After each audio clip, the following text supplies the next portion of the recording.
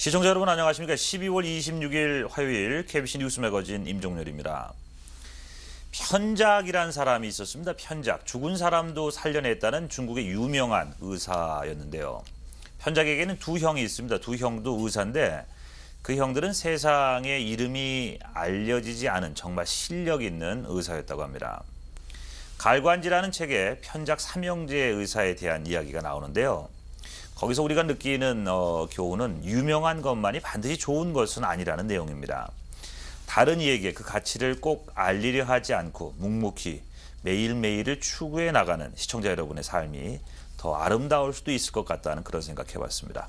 지구촌 소식 묶어서 전해드리는 매거진 스퀘어로 출발하겠습니다. 시사주간지 US 뉴스 앤 월드 리포트가 최근 호에서 2007년 당신의 삶을 개선하는 50가지 방법이라는 제목을 커버 스토리로 다루면서 일상 속의 작은 변화를 통해서 삶의 질을 높일 수 있는 방법들을 소개했습니다. 그중 몇 가지를 적어봤는데요. 아직 인터넷이 무섭기만 한 중장년층들에게는 블로그를 시작해서 적극적으로 사이버 세상의 즐거움을 만끽해보라고 권하고 있습니다. 그리고 건강한 몸과 마음을 원한다면 3S, Step, Sweat, and Smile. 우리말로 하면 걷기, 땀 흘리기, 웃기를 습관화하면서 가능하면 외식을 줄이고 집에서 가족들과 담소를 나누며 식사의 즐거움을 느껴보라고 권하고 있습니다. 나른한 오후에는 차 한 잔을 마시면서 행복하다고 되뇌어 보는 것도 좋다는 것, 또 읽지 않는 책을 학교나 지역 도서관에 기증하는 것도 보람 있는 일이다라고 전하고 있습니다. 다 알고 있으면서 실천하기에는 쉽지 않은 것이 많은데요. 특히 개인적으로 저는 그 새해에는 건강한 몸과 마음을 위해서 이 3S, 걷고 땀 흘리고 우수다 하는 말을 한번 좀 실천해 봐야지 하는 그런 결심해 봤습니다. 다음 소식입니다. 스페인에 이어서 패션 종주국 이탈리아에서도 지나치게 깡마른 모델들의 출연이 금지될 것이라고 합니다. 이에 따라서 BMI라고 하는 체질량 지수가 16에서 17에 불과한 나오미 캠벨이나 클라우디아 시퍼 같은 세계적 모델들이 퇴출 위기에 처했다고 하는군요. 이 같은 결정이 내려진 결정적인 이유는 최근 잇따르고 있는 말라깽이 모델들의 죽음 때문입니다. 지난달 사망한 브라질 출신의 21살 모델 마카는 키 170cm의 몸무게는 38kg밖에 나가지 않았다고 하는데요. 극심한 저체중이 혈관의 노화를 초래해서 심근경색을 일으킨 것으로 의사들은 추정하고 있다고 합니다. 참고로 이 체질량 지수 BMI는요, 체중을 킬로그램으로, 키는 미터로 해서 체중을 키의 제곱으로 나눈 값인데 일반적으로 BMI가 18 이하면 저체중, 18에서 20이면 마른 체형으로 분류된다고 하네요. 다음 소식입니다. 연말에 뉴욕의 금융가인 월스트리트에서 보너스 잔치가 펼쳐지면서 호화 사치품 시장이 대호황을 누리고 있습니다. 골드먼삭스, 리먼 브라더스, 모건 스탠리 등 월스트리트 투자은행의 금융인들은 지난 수주일 동안 엄청난 보너스를 챙겼다고 하는데요. 뉴욕타임즈의 보도에 따르면 월스트리트에 풀린 보너스 액수가 작년보다 17% 증가한 240억 달러 수준이나 된다고 합니다. 이런 엄청난 보너스 자금이 풀리면서 지난 3분기에 전년 대비 17%나 하락한 맨하튼 부동산 가격이 최근 다시 상승하는 추세라고 합니다. 공사 중인 아파트를 5, 6개월 전에 미리 계약했던 사람들 중에서 최근 보너스를 받은 후에 면적을 2배로 늘리려는 사람들도 많이 있어서 주변 사람들의 부러움을 사고 있다고 하네요. 다음 소식입니다. 세계적인 물리학자 스티븐 호킹 박사가 영국 케임브리지대 박사과정에 재학 중인 한국 유학생 인수일 씨로부터 가와만사성이란 한자가 적힌 족자를 크리스마스 선물로 받고 기뻐했다고 합니다.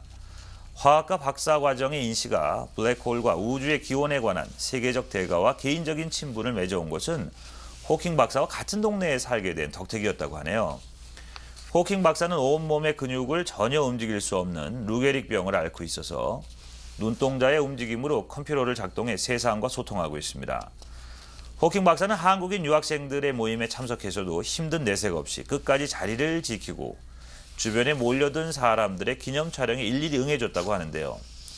인 씨는 최근 두 번째 부인과 이혼한 데다 병까지 악화돼서 힘들어하는 모습을 보고 가정의 화목과 좋은 연구 결과를 기원하는 차원에서 한국 전통 족자를 선물하게 됐다고 설명했습니다. 호킹 박사는 족자를 선물 받고 컴퓨터 전자음성을 통해서 나의 건강과 연구 활동에 깊은 애정과 관심을 보여준 한국인들에게 감사한다고 말했다고 하네요.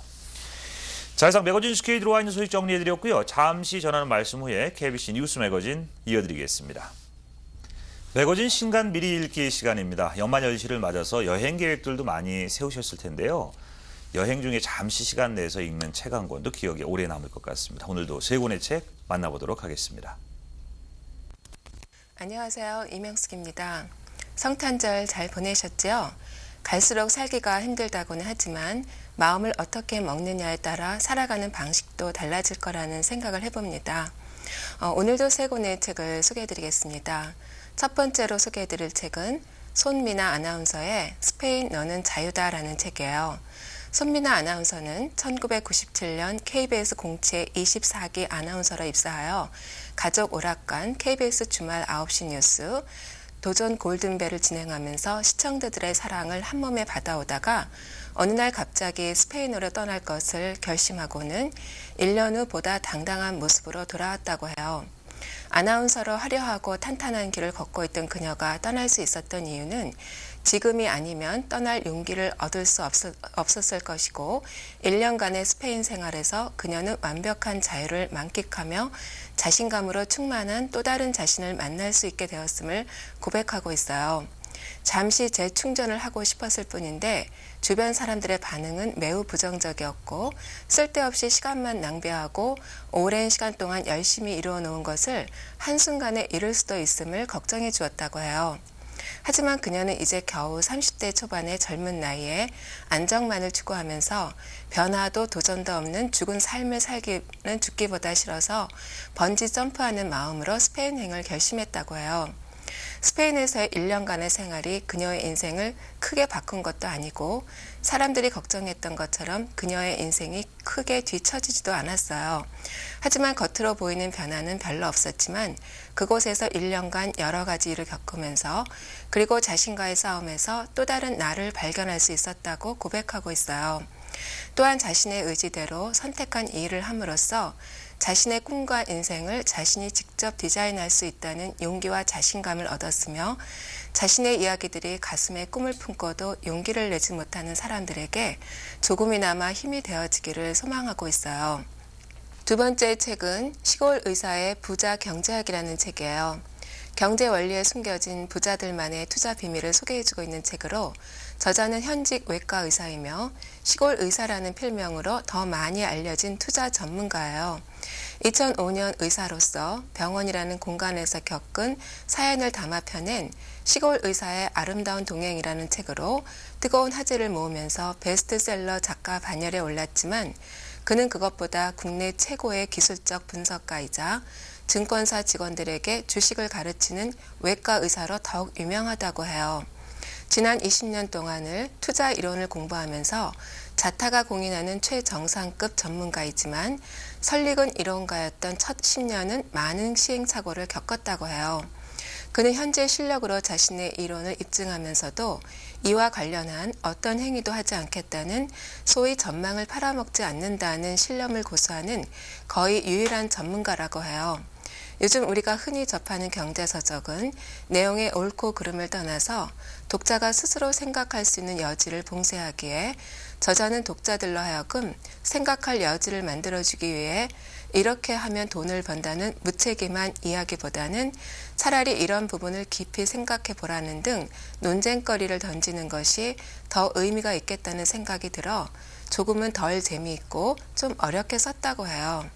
이 책은 부자의 철학과 논리, 부자 경제학의 원리, 투자를 위한 부자 경제학 이렇게 3부로 나뉘어져 있어요. 우리는 부자가 되는 방법을 찾기보다는 먼저 왜 부자가 되어야 하며 내가 생각하는 부의 목표는 무엇이며 그것은 어떤 근거로 사출되어질 것인가를 생각해야 하며 앞으로 어떻게 부자가 될 것인지 그리고 그것을 어떻게 지킬 것인지를 조목조목 설명해주고 있어요.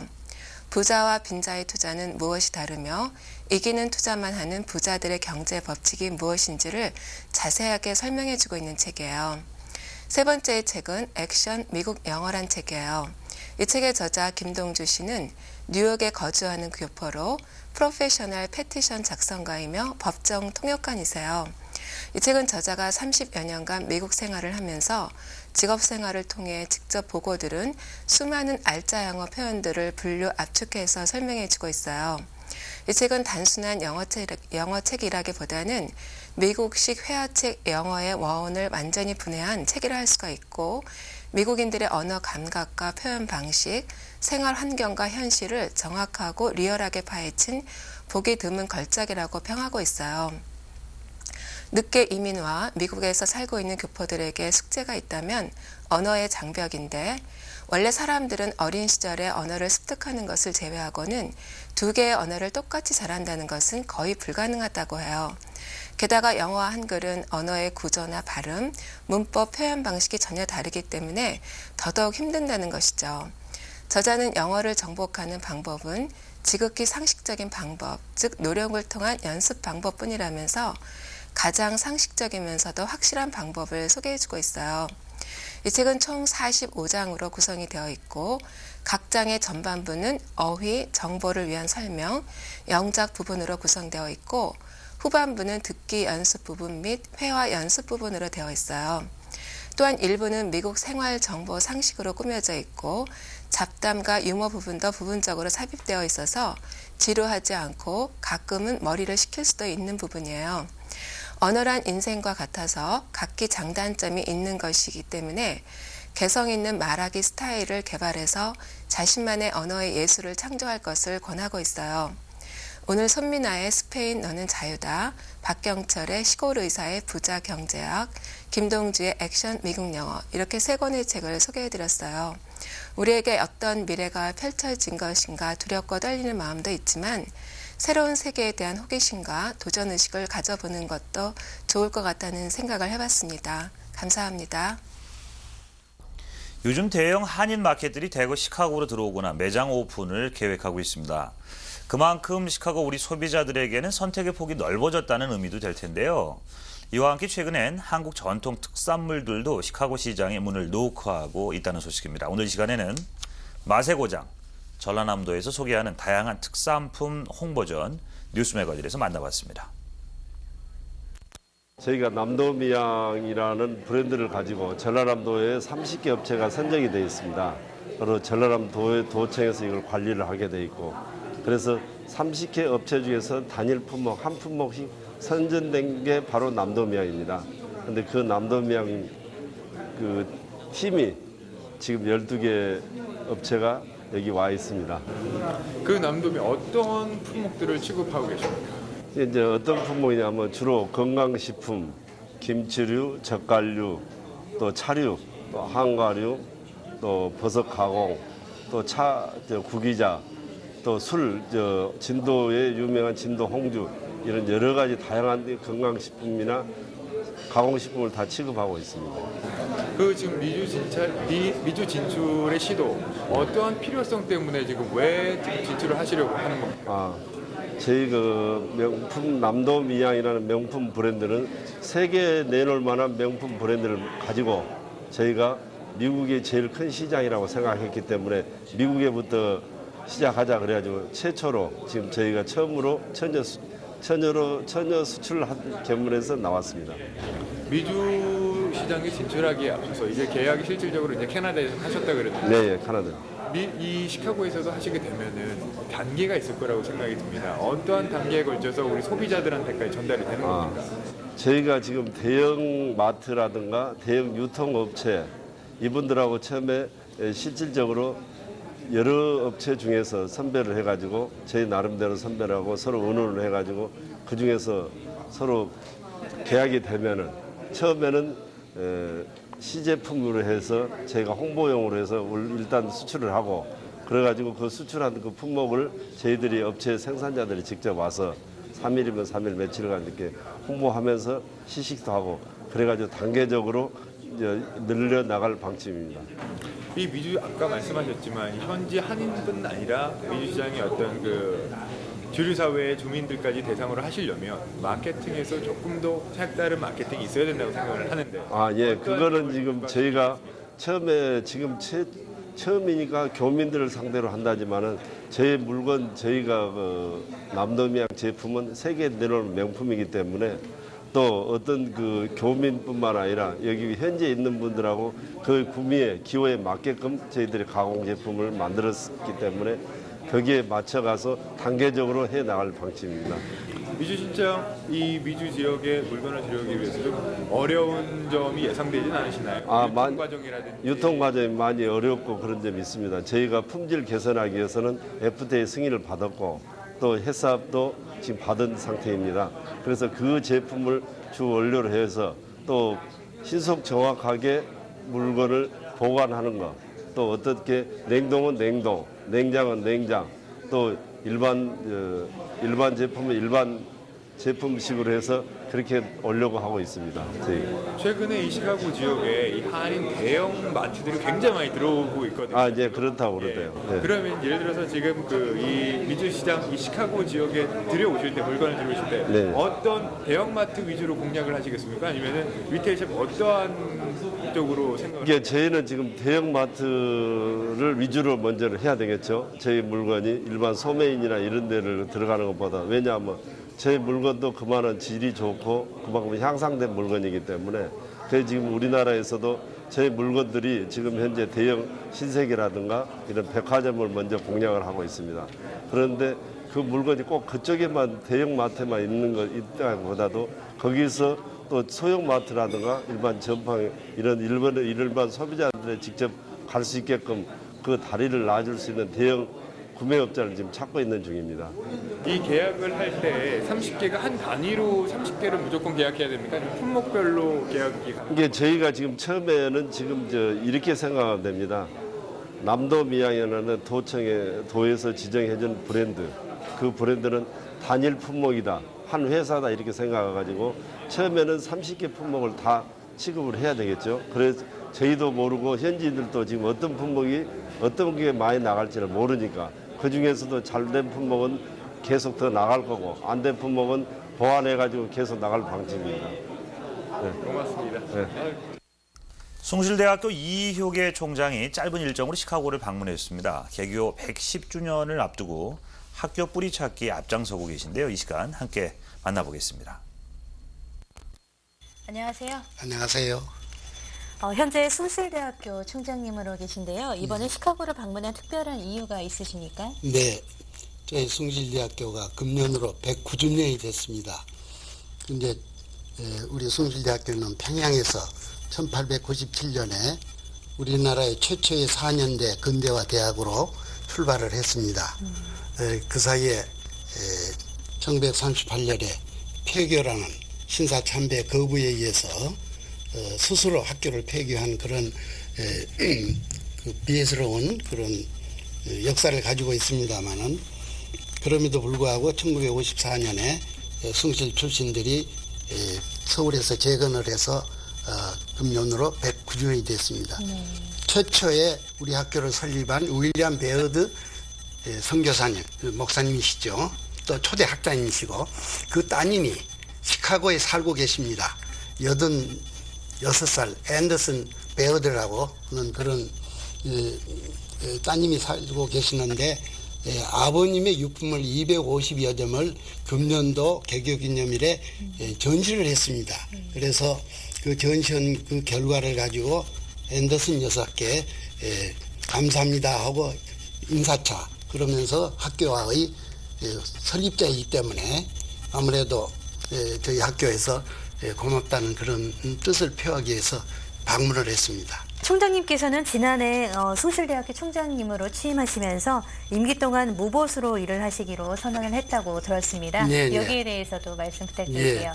사실 저는 목사가 되기 위해서 숭실대학교에 제1회 출신으로 입학을 했습니다.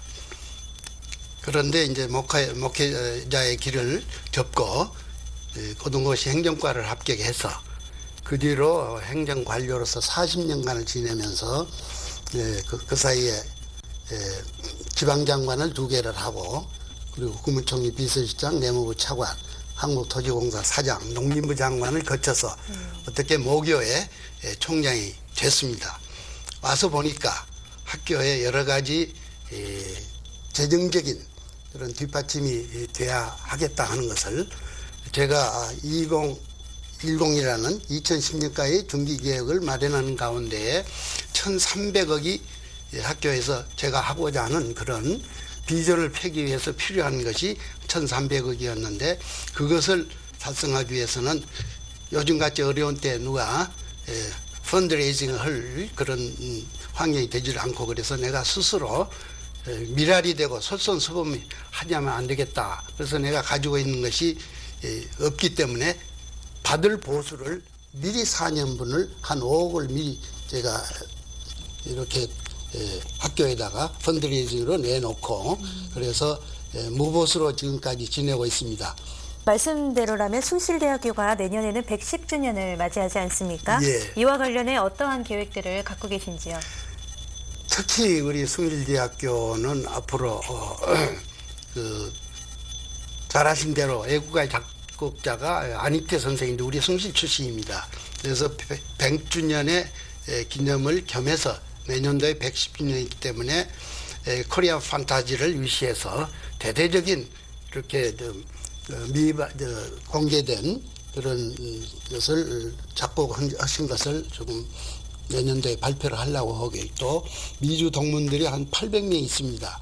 그분들을 위한 홈커밍 데이 그리고 또 웨스트민스터 콰이어가 아주 굉장히 유명합니다. 그래서 나중에 시카고에도 들리겠습니다만은 미주 지역을 웨스트민스터 콰이어가 투어하는 그런 프로그램을 또 가지고 있습니다. 그러시군요.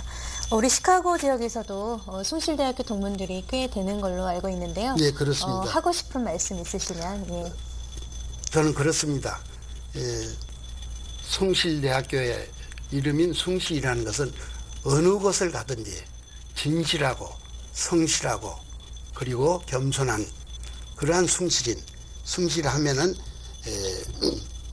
전혀 꾸밈이 없는 있는 그대로 우리 숭실대학교 가족들은 다 그것을 추구하기 위해서 그 성실과 진실 그것만이 우리 숭실을 자랑할 수 있는 것이기 때문에 우리 동문들께서는 그 기본 정신을 살려서 학교의 명예를 많이 드높여 주시기를 부탁이 마지 않습니다.